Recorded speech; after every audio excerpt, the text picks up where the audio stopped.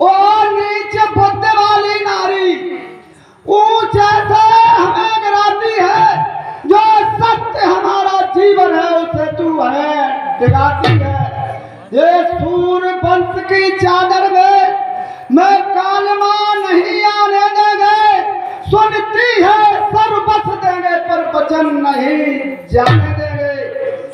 जा उलझन है वरदान न दे तो धर्म हमारा जाता है, कि सवार राम बन जाता है तो प्राण छुड़ाना जाता है।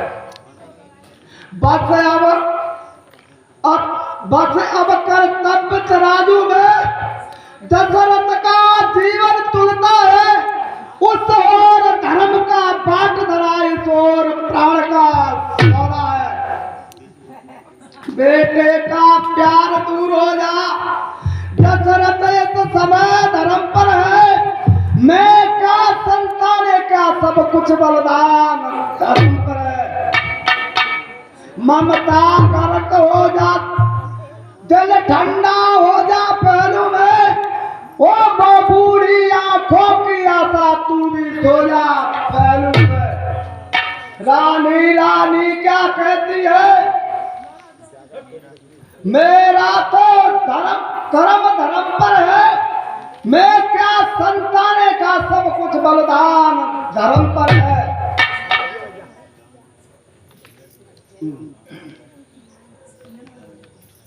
महाराज, आपके वंश में ही बड़े बड़े आदर्श राजा हुए हैं, उनके बारे में मैं थोड़ा तुम्हें बता दूं। सतवादी था नृपु हरिश्चंद्र, जिसने सतगजान संकट में, जिसकी सच्चाई का चिराग जगमगा रहा है मनघट में।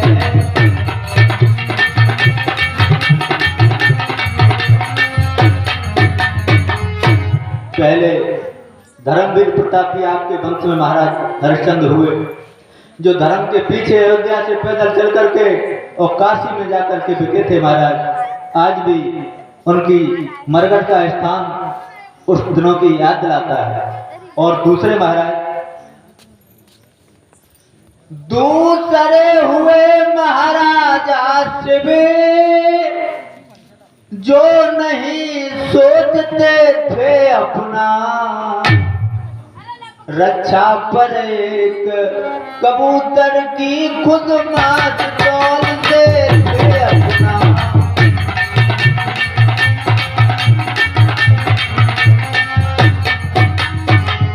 दूसरे महाराजा शिवी हुए। तीसरे हुए श्रीयुत दधीच, जो श्वेत दान का देते हैं, जब आकर इंद्र मांगता है हड्डियां दान दे देते हैं।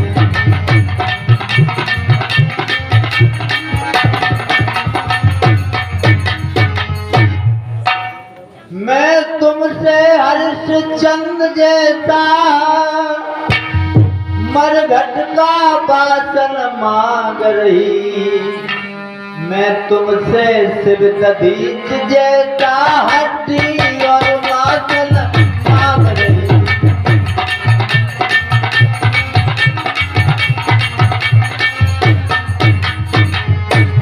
मैं मांग रही अपना कर्जा, जो देना तुमको वाजिब है।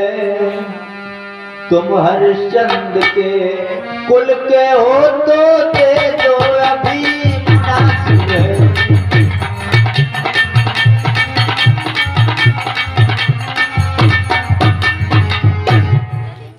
हे रानी, कहिए महाराज। मेरा कुछ नहीं बिगड़ता है, तू भी ये बात जानती है मुझे एक विषय राम भरत त्रिभुवन नायक साक्षी है। तू आज नहीं है आपे में,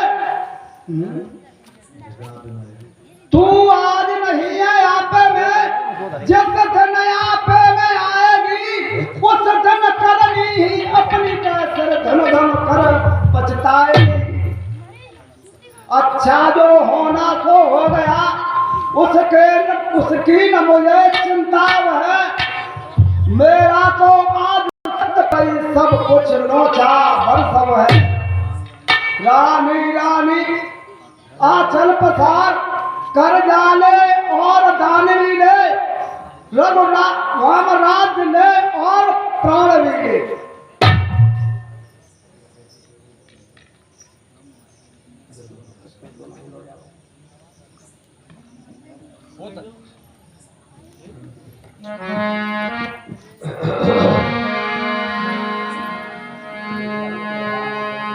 भूत प्रात मुनि बेश धरि जो न राम बन जाय, मोर मरण राउर अज न समझै मन माय। और महाराज कहिए। अगर सवेरा होते होते राम बन को न गए तो मैं सच कह रही हूँ मर जाऊंगी मैं और आपके ऊपर अपयश आएगा। हस कह कुटिल भैया उठ ठाड़ी, मनो रोष तरंगिन बाढ़ी। सज्जनों, ऐसा कहने के बाद केवल खड़ी हो जाती है, मानो क्रोध रूपी नदी उमड़ी हो। पाप पहाड़ प्रकट भई सोई, भरी क्रोध जल जाहि न जोही। और एक क्रोध रूपी नदी पाप रूपी पहाड़ से प्रकट हुई है, जिसमें अपार क्रोध रूपी जल भरा हुआ है। रामा कोई बर कूल कठिन हठ ठारा, हमर कुंवरी बचन प्रचारा।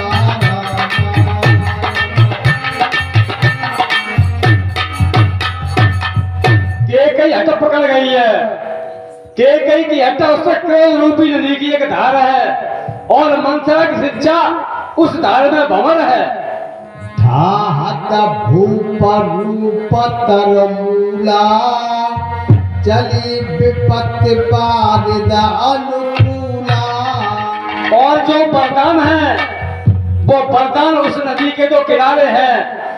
एक वरदान पर दशरथ वृक्ष खड़ा हुआ है, उस वृक्ष को काटती हुई दुख रूपी समुद्र की तरफ जाने लगी।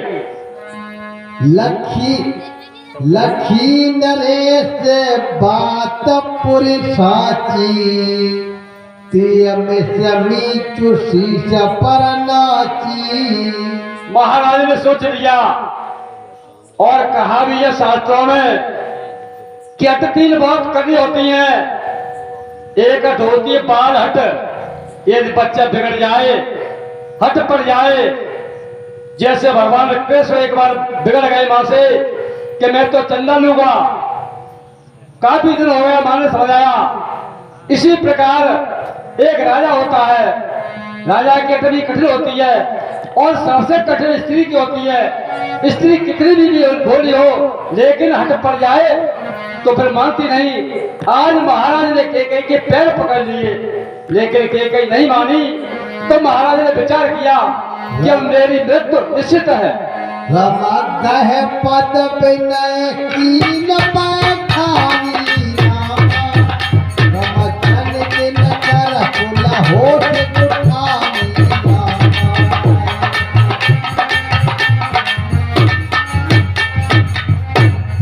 हे रानी, कहिए महाराज। मैं तेरे पैर पड़ता हूँ भाई, मान जा मान जा मान जा।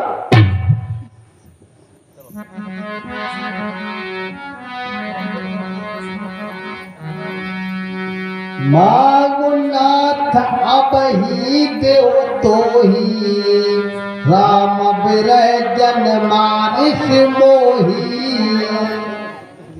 और हे रानी जी, कहिए महाराज। वनवास को छोड़ के आप कुछ भी मांग लो।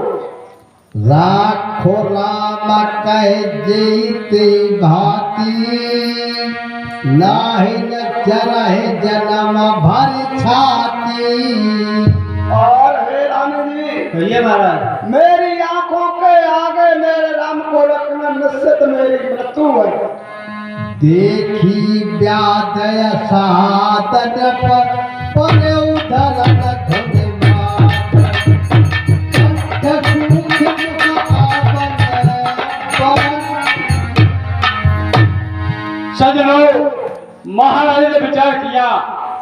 अब इस रोग की कोई दवा नहीं है। जैसे डॉक्टर होते हैं, भले डॉक्टर कुछ होते हैं, घर वालों से कह देते हैं कि घर ले जाओ, जो कुछ चाहे उसको खिलाओ। लेकिन आजकल डॉक्टर ऐसे हो गए हैं, मृतक हो जाता है फिर भी ठगते रहते हैं।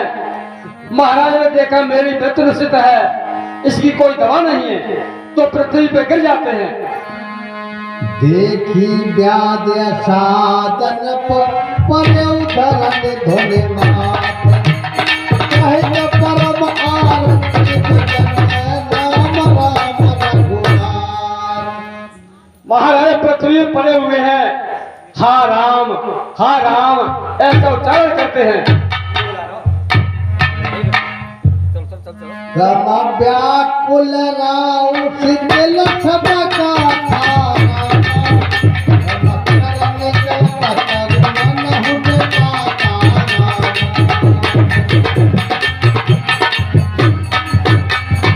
महाराज बड़े व्याकुल हैं, ऐसा लगता है मानो कमल का पेड़ जल से अलग कर दिया हो, पृथ्वी पर पड़ा हो। कंठ सूखे मुख आपन बानी जन पाठीलो दीन बिनु पानी। महाराज का कंठ सूख गया, वचन नहीं निकलते। जैसे पानी के बिना मछली व्याकुल हो जाती है, आज वही हाल महाराज का है।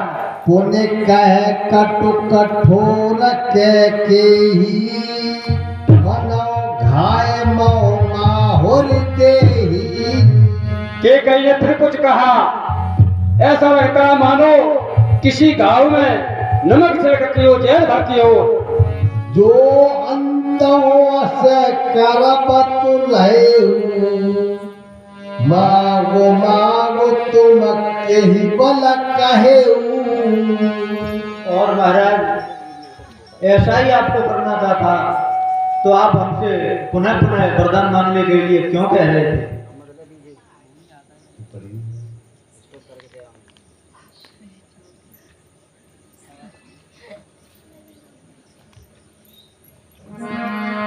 बेलपति न पय भयउ भिनु सारा